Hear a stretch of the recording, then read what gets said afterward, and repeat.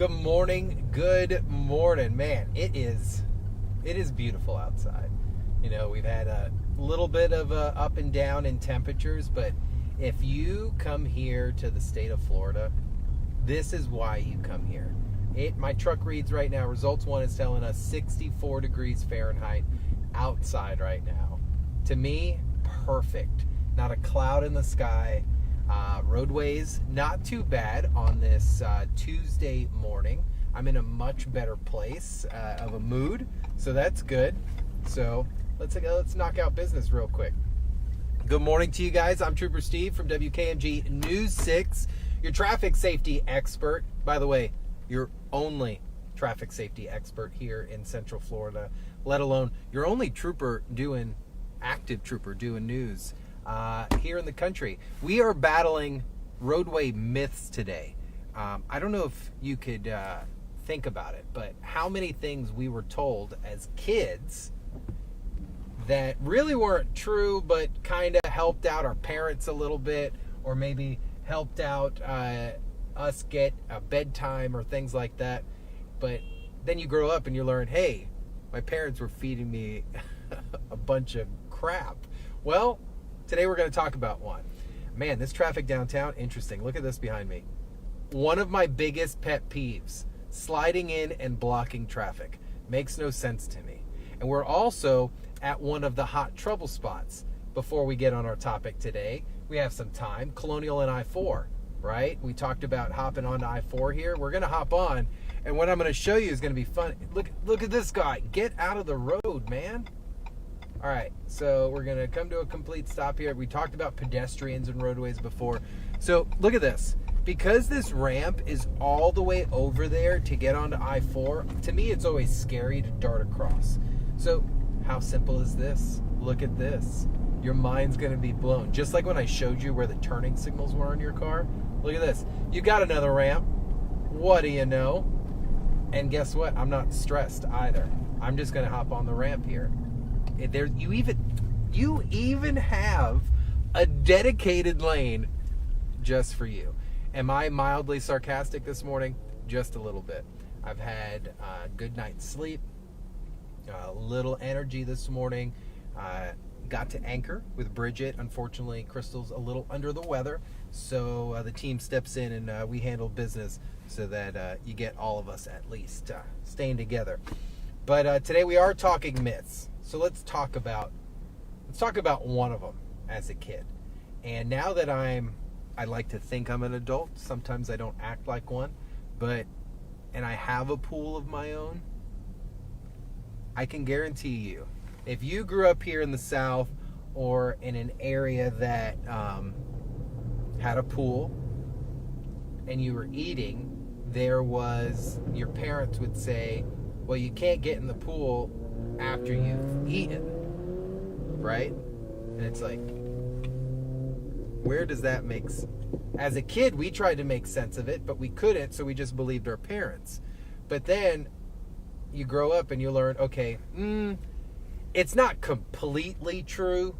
Yeah, okay, maybe if you're jumping around like crazy, your stomach could get upset, but that could happen anywhere. Your parents would let you run around in the yard afterwards, but I think part of it was, hey, you've been at the pool all day, you get in the water, and then now it's time to eat, kind of wrapping up the day. So they fed us this kind of white lie to kind of help out. Now, if you're under the age of 12 watching this, you just need to listen to do what your parents tell you to do all the time. What other myths, can't get the words out, we're out there? Think about it. We've talked about this one on Ask Trooper Steve at least 3 times in the 7 years that I've been with you guys. Which one am I talking about? I'm talking about the dome light. The light inside of your vehicle. The light that illuminates the dome. We call it the dome light, all right? The lights up everything at night. You've heard, at least I've even heard this as a kid, as a young adult, as a law enforcement officer, and then as your traffic safety expert, that if the dome light is on, you could be pulled over for it. That's not true. That's 100% not true. And it's funny when these little myths come out, because I think, where is this coming from? So, but it's all kind of in the name of safety, right? So we say this because it can cause a distraction to the driver, or mom or dad gets irritated with the light on, and these cars aren't going to let me in. Maybe they are. Very nice. And they just don't want that light on, or they're tired, or things like that. But the kids are playing and they just want that light on. So no. Could it be a distraction? Yes, it could be a distraction. And you should always try to make the driving situation as comfortable as possible for the driver. But today we're talking about bicyclists. I know we're on I-4 right now, but I'm headed out somewhere, but we're just talking about it. We're talking about bicycles. And when you're commuting, now there are a million things I can tell you when it comes to being a bicyclist, and things you may not even know. Did you know, here we go, pop quiz. Did you know that a bicyclist is allowed on the sidewalk, but is required to yield to any pedestrian in that sidewalk? Meaning, how often is it completely the other way, right? Usually it's flip-flopped. Usually you see a pedestrian will hop on the grass real quick and move out of the way of a bicyclist. However, by law, it is supposed to be the other way.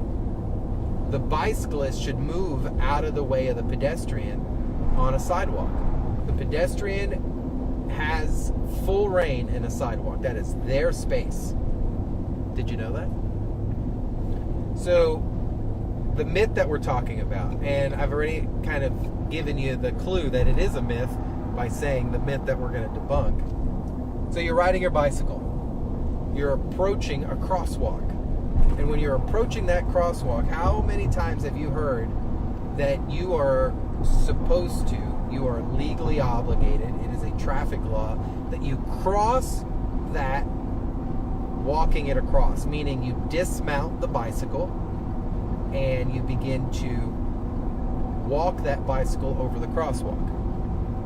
Now, before we jump into that, you may be saying, well, my school tells my student that that's what they want them to do when the crossing guard is there. Or there is a city ordinance that says we're supposed to do that.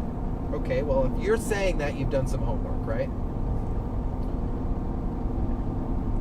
When we have our bicycle and we're out and about, there's a few different ways we can approach an intersection. One, with momentum, meaning you're on a trail, you've got some good speed, you've got the green, and you're approaching it with momentum. That, at that point, yes, good moment to go ahead and get on by and clear that crosswalk. But if you're coming to a complete stop and you're waiting, then maybe you should cross it. And this is why. I have a few things about it. Because think about it. When you're out and about as a driver, where's my control? My control is here behind the wheel. As a bicyclist, yes, we have control when we're steering it, but unless you're a professional bicyclist, like stunt woman or man, or stunt person, then your control in dodging a hazard is off of that bicycle. Think about this. How many of you have busted your butt on a bicycle before? Me, I have, like, twice, really, really bad. One time, I slammed into a parked car.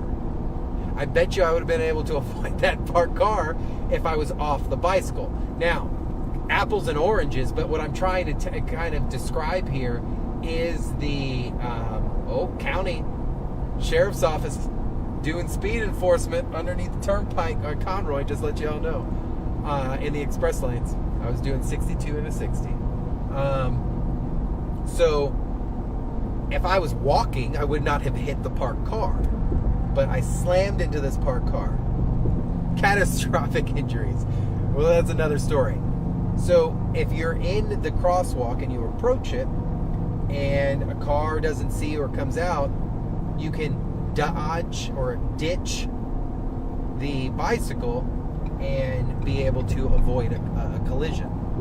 But is it Florida law that you're required to cross by walking your bicycle? And no, it is not. It is not Florida law. You will not be given a ticket for it. But is it the safest route? Absolutely, it is the safest route. In my opinion, there is no more control in a crosswalk than walking it. Your student signs some type of agreement, or you as a parent do sign some type of agreement when you let your child bike to school. They're required to have the proper safety equipment, the helmet, the reflective equipment, the lights, things like that.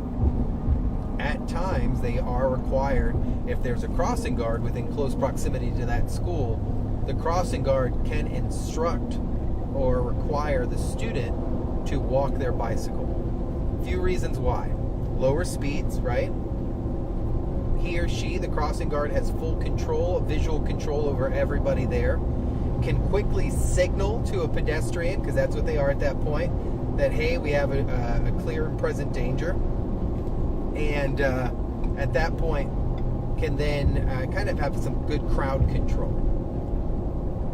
And the student can avoid any danger. So that's pretty much why they do it. Another thing, side to it, this lady just wanted to stare at me. I know the truck is beautiful. New Six did a really, really good job. And then some cities, municipalities will have an ordinance that can have that. Locally, we do not. We do not have an ordinance that indicates, and I've checked within our viewing area, there is no city or county that says you have to walk your bicycle in a crosswalk. But if you're asking me, Steven Montiero, Steve, Trooper Steve, any version of me, let's be crystal clear. It is the safest route to do so, especially when it comes to our city crossings and kind of the residential areas, because of how many vehicles are in such a tight area. Now, when you're on a trail, it's a little different, but we have done Trooper Steve on patrols over in the Seminole County Trail, and we've talked about what's required there, because they have stop signs set up for bicycles, which you should be obeying, so make sure you obey that stuff. It's not there. It's definitely not there just for fun. So what did we talk about today? We talked about some myths. What was one myth when we grew up? We talked about our parents telling us you can't get in the pool after you eat 30 minutes or so. But then we learned, hey, they just wanted to kind of wrap up the night. Another myth, traveling with your parents on a road trip and that dome light on, and your mom or dad would be like, hey, shut the light off, you're going to get me pulled over. Although it can be distracting to a driver, it is not illegal or a permissible stop if you're driving. So another one. And then we've been told that you have to cross at a crosswalk. That is also your bicycle, and you have to walk it across. We've also debunked that one. Although, hear me out, when available, I believe you should be at least crossing and walking that by hand, especially in the city areas, because you can avoid collisions, you can avoid any other obstruction or danger that could be in the area, but it is always required for a student with a crossing guard there. And again, it's just safety, guys. We are the #1 in the entire country for vehicle versus pedestrians, and when it comes to crashes, and that's really not something we should be proud of. I would not want to be proud of that. So we're going to wrap up today's stream. Quick, easy, to the point. Appreciate you guys. And remember, always wear your helmets. Have that proper equipment on your bicycle. I think maybe one day we dedicate that. I'll throw the backpack on and we'll go on a nice bike ride down the Wakaiba Trail. I'm sure my producer Donovan would love to see me riding around on a bicycle on a nice weekday morning in the Florida heat. So we'll check it out. But for now, you guys be safe. Have an amazing Tuesday. Please always wear your seatbelt. Traffic's a little interesting today, so make sure you keep that distance between you and the other vehicles so we don't have any secondary crashes out there and tie up our law enforcement officers. You guys have a great Tuesday. Be safe, be blessed, and wear your seatbelt. Have a good one.